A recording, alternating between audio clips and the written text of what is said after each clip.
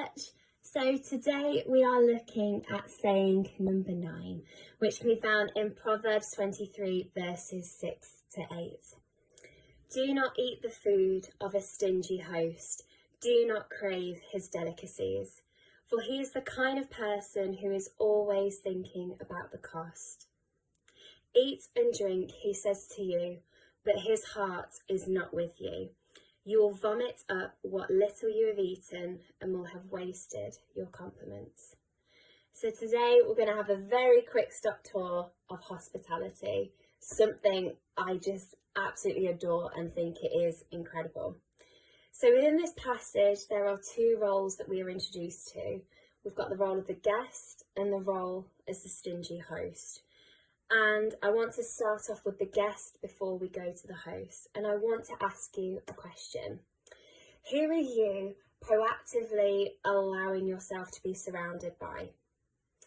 There is so much wisdom in the Bible about who we allow to surround ourselves by. You know, God wants us to surround us with people who will breathe life into us, people who encourage us, and also people who will help us to be obedient to God's call.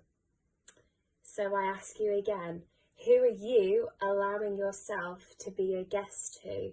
Because that is still just as important as who you are as a host. So now we're going to move on to the host. And practicing hospitality means not thinking about the cost, unlike the host in this saying.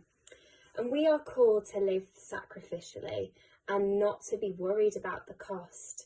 However, there are real fears that come with that, and often this comes within the remit of finances and money for providing food and, you know, the increase of bills that might take place when you welcome people into your home.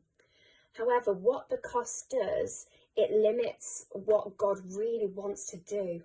When you truly surrender the fears of the cost of hospitality to God, it opens the door even wider for opportunities for his grace and his love to shine through your actions of hospitality. But also when you give those fears about the cost, it allows your relationship with God to just be deepened and taken to the next level. Trust that God will provide for you because he is faithful. He is good. Just look at the countless times in the Bible where God has provided, or think about your own testimonies or people in church, their testimonies, how God has provided and has always come through. I want to share with you a quote linked with fear.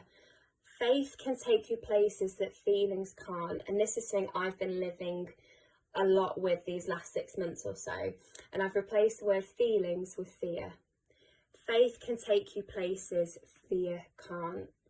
Imagine what God could do through your hospitality if you surrender those fears about the cost to him.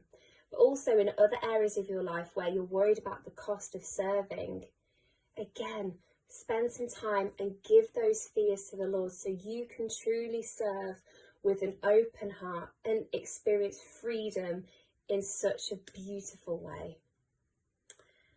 Hospitality, though, is so much more than actions. It's not about providing, good meals or on a Michelin star standard. That's not what it's about. It's not about having the biggest and most beautiful home. But hospitality is a heart posture. And I want to share a quote from a book called The Gospel Comes with a House Key. Radically ordinary hospitality. Those who live it see strangers as neighbours and neighbours of family of God. Remember, we are called to practice hospitality without grumbling. So if you have any fears, surrender them to God today and don't allow yourself to be a stingy host, but embrace the freedom of true surrender. Thank you.